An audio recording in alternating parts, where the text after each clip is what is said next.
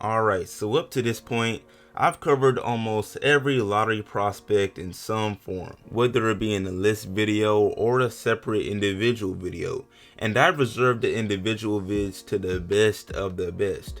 You know, the Jalen Suggs of the world, Evan Mobleys of the world, and so on. Which is why it doesn't make sense that I'm just now getting to Scottie Barnes. I mean, the title isn't clickbait.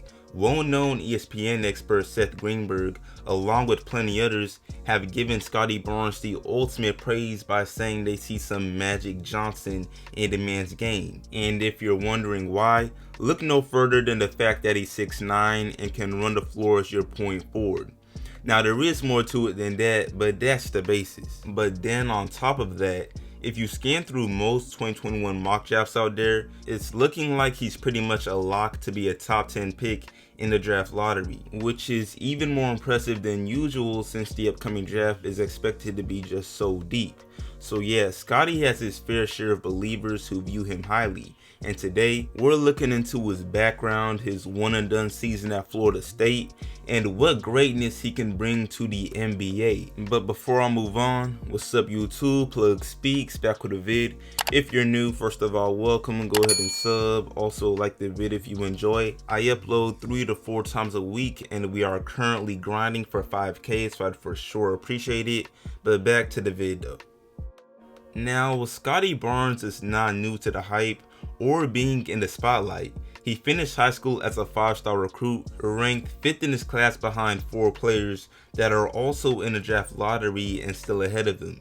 And his overall high school career is honestly worthy of its own video, but in short, he spent his last 2 years at the well-known Montverde Academy alongside none other than Cade Cunningham and plenty other NBA talents such as Moses Moody.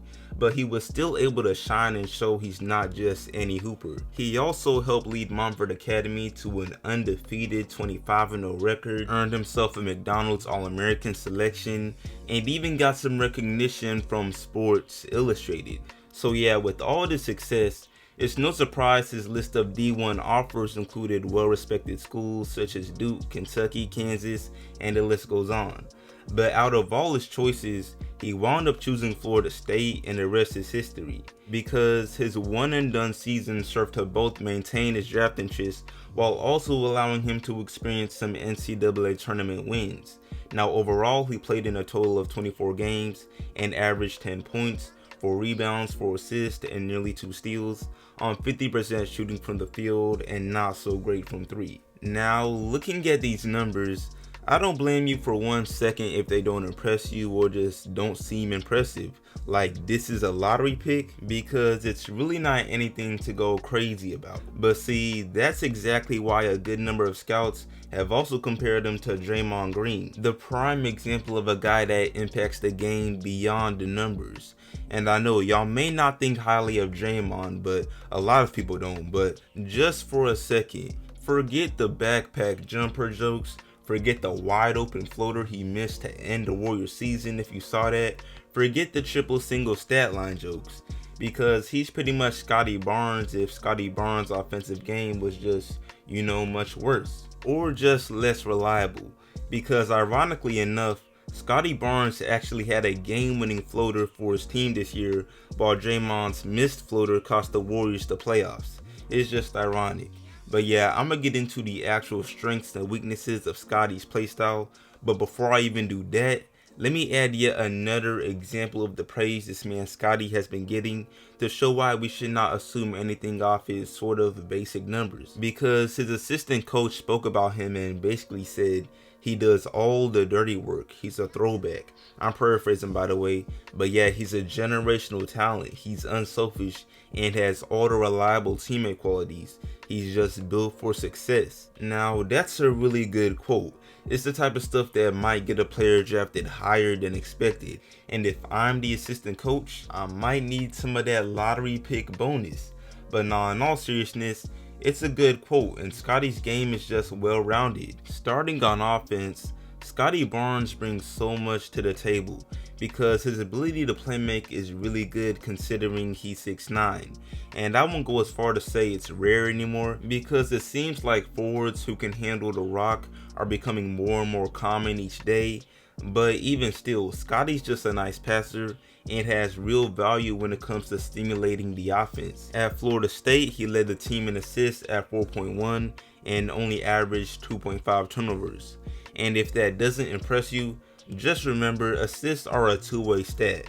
Your teammates actually have to score the ball, and it's not like Scottie was surrounded by NBA talent. Like, be for real, this is kinda unrelated, but do we actually think Cade will replicate his low 3.5 assists at Oklahoma State in the NBA? That's a rhetorical question, but the answer is a fat no. It might even double. So yeah, like I said, Scottie's a nice playmaker. And usually when I'm talking offense, I start with scoring, but he's arguably a bigger threat when passing than when scoring. So yeah, that speaks volumes. But that's not to say he can't get a bucket. As far as scoring, let's just say Scottie plays to his strengths. He doesn't attempt many threes because he can't really shoot threes. However, he has other methods of scoring. He's explosive when driving to the basket, has a pretty decent handle, and his jump hook a couple feet from the basket might be his #1 go-to move, which I know doesn't sound amazing, but do not sleep on it, because it's basically a floater and that shot is already hard to defend against, but when a tall athletic player like Scottie uses it, you better hope the man misses. I mean, he shot 50% from the field for a reason. I mean, he only got up 9 shots a game, but even if he were twice as aggressive, I believe he would still shoot above 45%, which is pretty efficient. So yeah, offensively, he's got it. And then defensively, he's also got it, making him one of those valuable two-way players.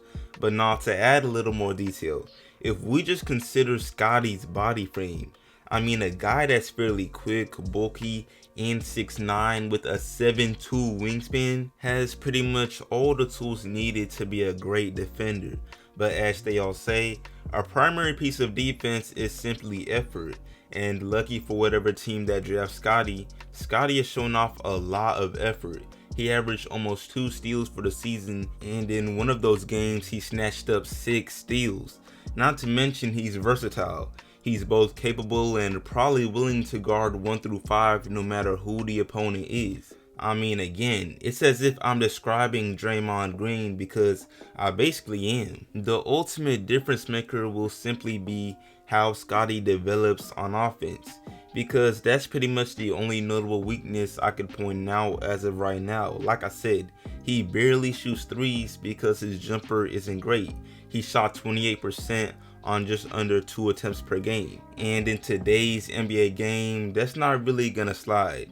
Plus, his free throw percentage is 62%, which might be even more concerning because the last thing a team wants is to feel like they're playing 4 versus 5 on offense, right? So yeah, that's gotta be his Achilles heel.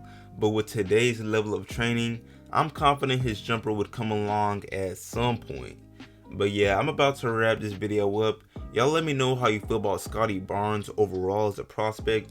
Are you more hopeful of him shaping out into sort of a Draymond 2.0 or more like Magic Johnson? Let me know in the comments. But yeah, I appreciate y'all watching as always. Like the sub, share it, sub if new, all of that, and I'm out.